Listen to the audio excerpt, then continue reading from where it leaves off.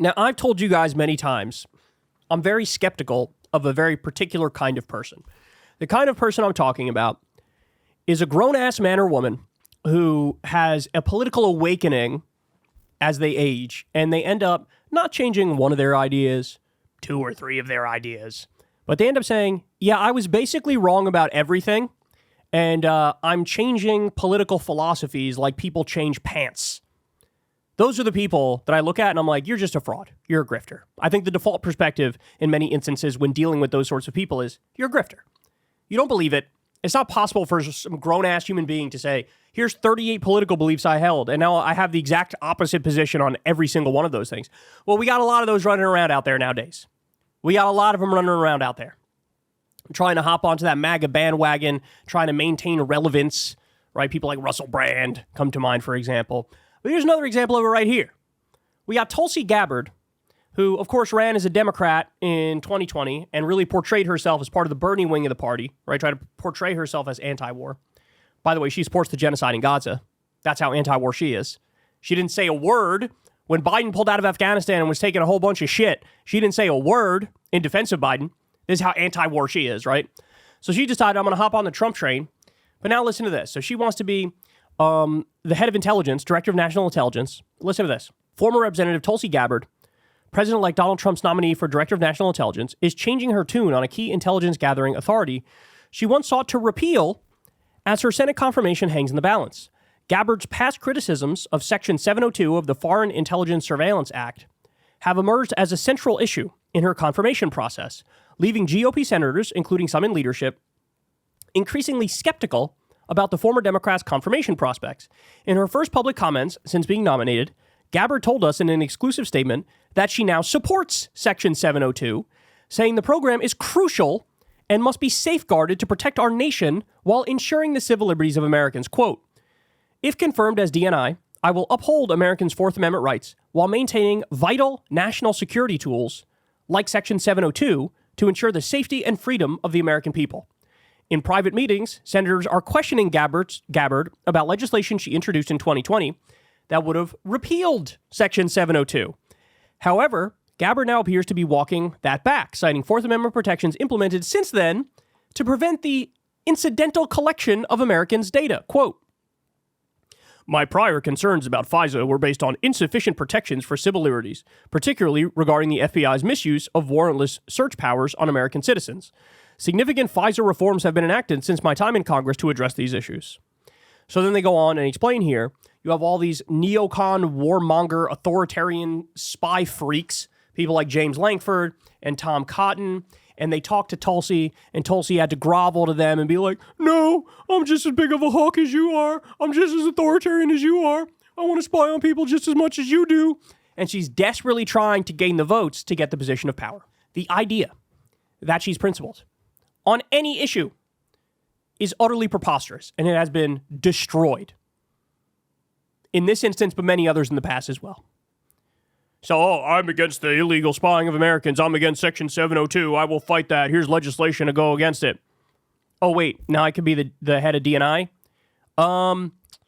Yeah, I agree, actually, with Section 702. I think we need it to protect Americans. Meet the new boss, same as the old boss. So, by the way, let me give you some more information on this. FISA Section 702 allows the National Security Agency to conduct searches of foreigners' communications without any warrant. The process, incidentally, collects information from Americans. Incidentally. Section 702 of FISA, more specifically, brings under FISC jurisdiction various intelligence collection programs that target categories of non-Americans outside the United States. These foreigners also communicate with Americans, so the latter are incidentally intercepted.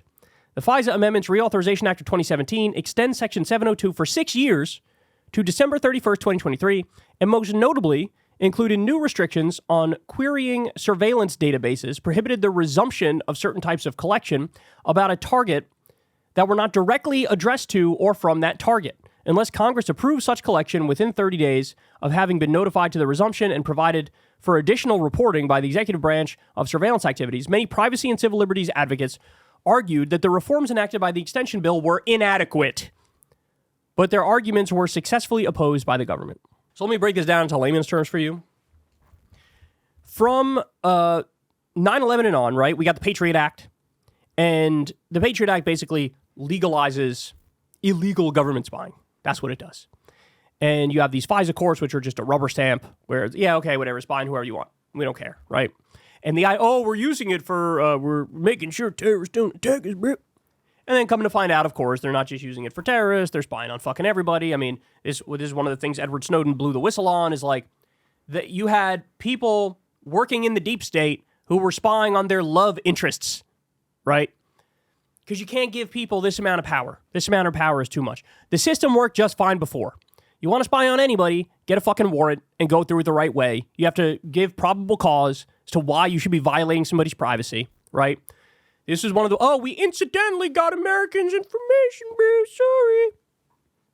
But not only that, even the idea of like, hey, you could just spy on foreigners for no reason whatsoever. If the government wants to do it, they should do that. Really? Okay. So should Iran be able to get into your fucking internet search history? Should they be able to record your phone calls? How about China? Give me a list of countries you're okay with them getting inside your personal business because they feel like it, right? Give me a list. You're not going to find it, right? But now, since she wants to be the head of DNI, all of a sudden it's, oh, bro, was I against the Patriot Act? Was I against illegal spying? Was I in favor of Fourth Amendment protections for Americans? Well, I'll throw all that out now just because I want the power, bro. And that's what we're witnessing. That's what we're witnessing. Never gave a fuck about any of these positions. It was all about power, which is how you can go from being a Bernie-adjacent Democrat to being a MAGA bandwagon rider. And that's what she is. If you go look at what she ran on in 2020, it was all very similar to Bernie. Then when you fast forward to when the Build Back Better debate was happening, she was on Fox News saying, this is big government and we don't like big government and this is going to ruin the economy. Bitch, you ran on a lot of these ideas. Now all of a sudden you're, big government spending, deficit going up, not good. And now, whatever shreds of credibility you had left, which were basically non-existent, they're now all completely gone.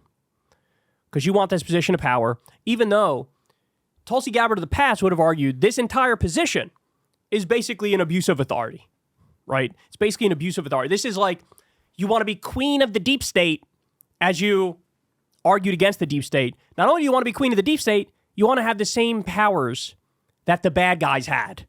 And you want to use those powers. You want to spy illegally. So, disgusting, but also incredibly predictable. Hey y'all, do me a favor and like and subscribe. It helps out big time in the algorithm. Click the bell as well for notifications when videos drop. And watch that video on screen right now. You know you want to.